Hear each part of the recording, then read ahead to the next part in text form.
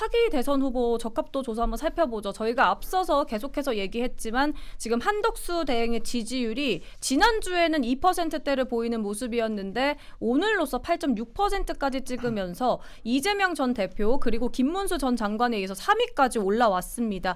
어떻게 보세요? 그러니까 지난주에는 제가 2%가 조금 적은 거 아닌가요? 이랬는데 2%도 굉장히 크다 이렇게 네. 말씀하신 패널분도 계셨습니다. 네. 그리고 또 저희 지난주 최경철 편집위원님께서는 만약에 지지율 5%를 터치하면 스스로 그 한덕수 대행이 스스로 권력 의지를 자제하지 못할 것이다 이렇게 말씀하셨거든요. 네. 그런데 오늘로서 8.6%까지 올랐어요. 네. 거의 뭐 10%에 가깝게 나왔다는 거는 이제 많은 사람들이 달라붙을 것이고 또 많은 또 그 기업이나 또 언론인들도 많이 달라붙을 것입니다. 한덕수 권한대행에 대해서 대통령을 만들기 위해서 뛰어드는 사람들이 더 많이 생길 거예요. 근데 저는 그럼에도 불구하고 약간 뭐 제 개인적인 생각을 말씀드리자면 안 나오셨으면 좋겠어요. 왜요? 저는 당 생활을 2005년도에 입당을 해서 지금 2025년인데 그동안 제가 봐왔던 정치는 특히 대통령이나 당대표 같은 정치인들은 당 생활을 좀 오랫동안 하면서 뭐 물고 뜯으면서 또 으쌰으쌰 하면서 정도 쌓이고 미운 정도 쌓이고 하는 것인데 저는 사실 황교안 대표께서 당에서 모셔왔을 때도 좀 반대했던 사람 중에 한 명이거든요. 윤석열 대통령께서도 처음 출마했을 때는 저는 약간 좀 안 하셨으면 좋겠다라고 생각을 좀 했어요. 근데 한덕수 총리 또 한동훈 똑같습니다. 한동훈 그 비대위원장 데리고 올 때도 왜 꽃길을 깔아주냐 한동훈한테 이런 생각을 한 사람 중에 한 명인데 한덕수 총리님도 물론 무소속으로 출마하시는 거는 뭐 제가 관여할 게 아니지만 국민의힘을 해서 당색을 좀 띠고 출마하신다고 하는 거는 완전 다른 얘기거든요.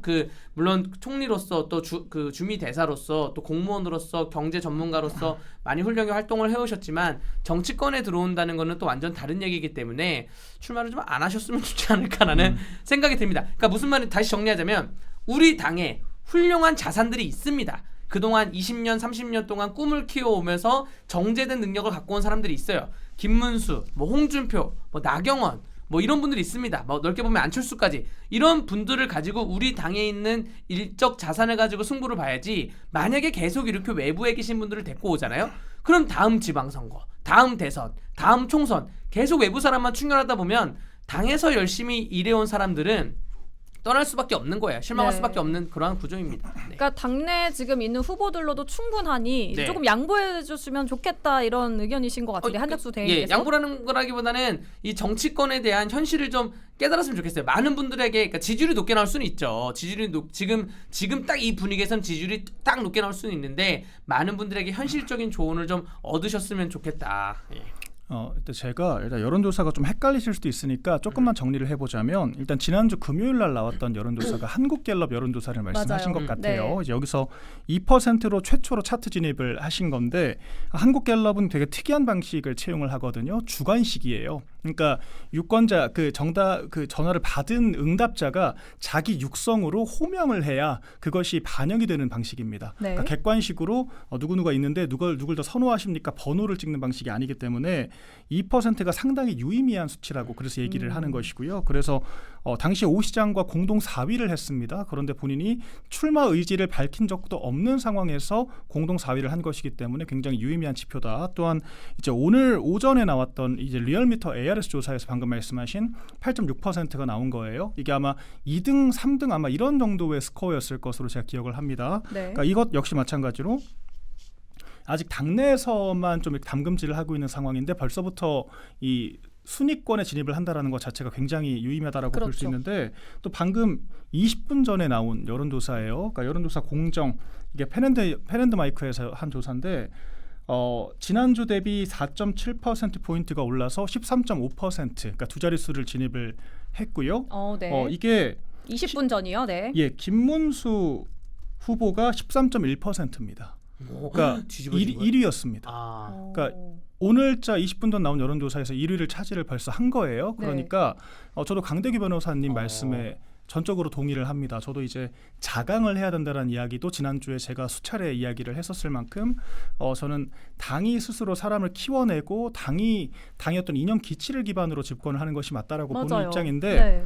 결국 대권이라는 것은 시대정신이라고밖에 볼 수가 없는 거거든요. 그러니까 제가 봤을 때 이 좀 단연간의 이런 정쟁에 대한 피로감 이 피로도를 전 국민적으로 호소를 하고 있는 것으로 보입니다. 그러니까 옳고 그름을 떠나서 이제 이재명이라는 사람에 대해서 민주당이 사실상 개인 로펌 역할을 하면서 좀 지나치게 정쟁으로 치닫는 부분들이 있었고요. 야당의 그런 입법 폭거에 저항을 하는 과정에서 사실 윤석열 정권도 마찬가지로 좀 피로감을 느끼게 만든 부분들도 저는 있었다라고 생각을 합니다. 그래서 이제는 좀 관리형 리더가 필요하지 않겠나 라는 생각들이 생기실 수 있을 것 같거든요. 실제로 한덕수 권한대행이 지금 탄핵 심판 국면에서 탄핵까지 실제로 본인도 탄핵을 당했었어요. 그런데 의연하게 인내를 하고 복귀하자마자 트럼프 행정부와 관계를 정상화를 하면서 관세 협상을 즉각적으로 좀 이뤄내지 않았습니까? 그래서 그렇죠. 30분 가까이 직접 그 영어로 통화를 하고 그래서 단 하루 만에 미 백악관에서 네. 한국과 일본을 협상 우선순위로 둬라. 이렇게 이야기를 했죠. 그래서 저희가 10%로 상호 관세가 낮아지는 이제 그런 소기의 성과까지 있었고요. 그러니까 이런 모습들을 보면서 국민적으로 한덕수 권한대행이 괜찮은 인물이구나. 이제 이런 이미지가 각인이 됐을 걸로 보이고 또 지금 사실 정치는 안티테제의 작용이 굉장히 크다라고 저는 보는데 민주당이 저희 당내 후보들이 아니라 한덕수 권한대행을 훨씬 더 많이 언급을 하고 있습니다. 그러니까 매일 논평으로 때리고 있고요. 정말 뭐 내란 동조다 윤석열 정권의 2인자가 뭐 이렇게 좀 극단적인 표현들과 프레이밍까지 동원을 해가면서 정말 그 가열차게 비판을 하고 있거든요. 이런 것들이 진짜 한덕수 권한대행이 의식이 되나 보다. 그래서 견제를 하는 거구나. 그렇죠. 이런 심리를 자극할 수가 있죠. 이를 반증하듯이 양자 대결에서 저희 다른 후보들보다 가장 높은 경쟁력을 보이고 있는 것도 사실이고요. 그러니까 이를 종합적으로 봤을 때 결과적으로 한덕수 권한대행이 원하든 원하지 않든 더욱더 많은 사람들이 출마를 바라게 될 것으로 보입니다. 제가 봤을 때. 그래서 이런 것들을 그 정치적인 또 검증은 필요하겠죠. 왜냐하면 이게 또 관리직과 또 정치인은 또 어떤 리더의 역할을 하는 것이기 때문에 이제 이런 부분들을 앞으로에 만약 출마를 하신다라고 하면 이번 대선 과정을 통해서 충분히 검증하고 입증을 하는 것이 좀 과제가 되지 않을까라고 저는 보고 있습니다. 맞습니다. 지금 박민현 대변인님 말씀처럼 그 트럼프 대통령과 그 상호관세 협상 그 진행하는 과정에서 그 관련 기사에서도 굉장히 많은 분들께서 한덕수 대행 잘하고 있다. 뭐 그리고 하버드 경제학 박사 한덕수 대행이 차세대 리더라고 칭찬 일색일 정도로 그러니까 한마디로 이제 윤 전 대통령, 그러니까 대통령이 부재였을 때 굉장히 그 자리를 좀 묵묵히 버티면서 좀 잘 지켜준 것이 국민분들한테 좋은 이미지를 심어준 것이 아닌가 또 이런 생각이 드는데 박민현 대변인 말씀처럼 계속해서 국민 여론이 한덕수 대행을 원한다라고 하시면 방금 말씀하신 한덕수 대행이 안 나오셨으면 좋겠어요 하는 발언이 안 맞게 되는 상황이 되네요, 변호사님. 저는 그 표현 중에 한덕수 권한대행이 리더는 맞습니다. 차세대 리더는 질문이 49년생이신데 차세대를 말하는 건 좀 아닌 것 같고요. 그러니까 어감이 좀 안 맞는 것 같고 리더는 맞으시죠. 리더는 맞고 대한민국에 대해서 위기 상황에 대해서 잘 관리해 주신 건 맞는데 그것이 이제 물론 저 노무현 정부에서도 국무총리로 있었고 그 이명박 정부에서도 요직에 있었고 또 김대중 정부에도 요직에 있었고 윤석열 정부에도 요직에 있으시면서 대한민국의 어떠한 조언을 하는 역할에서 또 행정 관료로서의 역할을 하신 건 맞는데 대선 판국에 들어가면 달라진다는 것이죠. 대정부 질문을 받던가 뭐 보고를 받으면서 지시를 내리던가 대정부 질문에서 민주당 의원들하고 특히 뭐 고민정 의원을 가르치던가 이거랑 TV 토론회에서 대등한 위치에서 싸우는 거는 또 전혀 다른 양상이 비춰질 수가 있다. 그러한 뭐 제가 감히 한덕수 총리께 말씀드리자면 그러한 좀 훈련을 좀 더 하면서 나오는 게 낫지 않았나. 차라리 대한민국에 이렇게 흘러갈 거였으면 한덕수 총리는 굉장히 인품도 훌륭하시고 능력도 있으신 분인데 조금 더 일찍 한 작년이나 재작년쯤에 미리 나오셔가지고 정치권으로 오셨으면 어땠을까. 저는 그런 생각을 좀 하는 것이죠. 제가 한덕수 총리님을 의미하거나 싫어하는 건 아니고요. 그냥 저는 항상 그런 생각이에요. 항상 한덕수 총리뿐만 아니라 예전에 황교안 총리도 그랬고 당에 있는 자산을 가지고 해야 될 거 아니냐라는 게 저는 항상 그런 생각을 갖고 있는 사람 중에 한 명입니다. 지금 그런데 그 김문수 전 장관이 만약에 한덕수 대행이 무소속으로 대선에 나오면 본인이 먼저 단일화 제안하겠다. 그러니까 이 말은 즉슨 한덕수 대행 밀어주겠다 이런 뜻으로도 보이는데 그러니까 한마디로 이제 모든 후보들이 지금 한덕수 대행의 말과 행동에 계속해서 초점을 맞추고 있는 양상이에요. 그런데 김문수 전 장관이 먼저 지금 한덕수 대행이 출마를 하겠다 밝히지도 않았는데 나오면 단일화를 하겠다. 자기의 표를 몰아주겠다. 이렇게 되면은 거의 지금 분위기가 이미 본인은 가만히 있는데 분위기는 나와야 될 것처럼 지금 된 게 아닌가 싶습니다. 근데 이게 뭐 단일화하겠다라는 것이 밀어주겠다라고 꼭 같은 의미라고 볼 수는 없죠. 그러니까 그래요? 한덕수 네. 권한대행이 나에게로 나 중심으로 단일화를 하시라.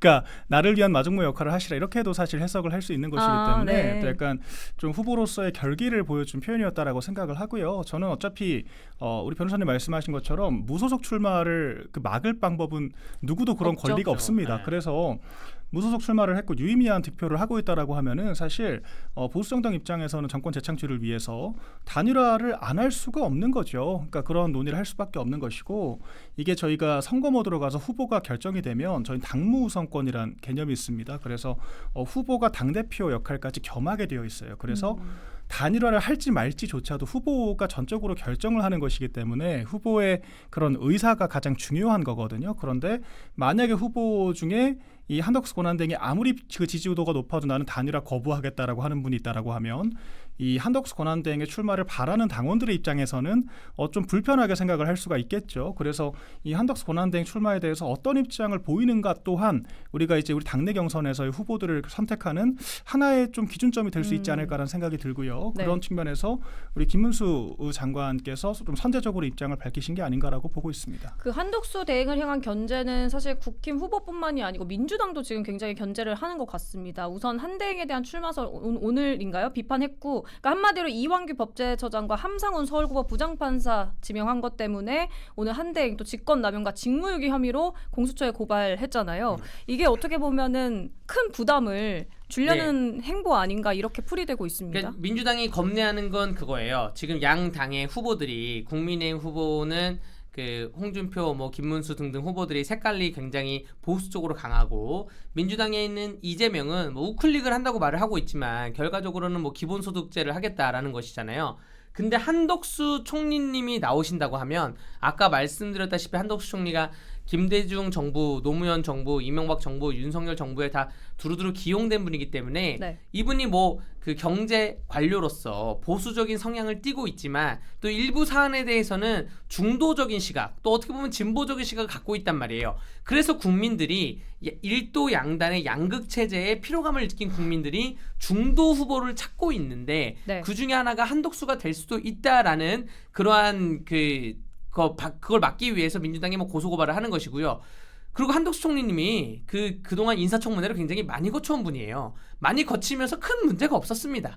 그 흠집이 크게 없어요. 그러니까 뭐라도 흠집을 내야지 본인들이 이럴 거야 아마. 본인들이 고소고발 해놓고 그 다음에 수사증 아니냐고 뭐 입건 안 했냐고 뭐 이런 식으로 본인들이 흠집을 내고서 그 흠집에 대해서 얘기를 하기 위해서 민주당이 공수처에 고발을 한 것이라 보여지고요.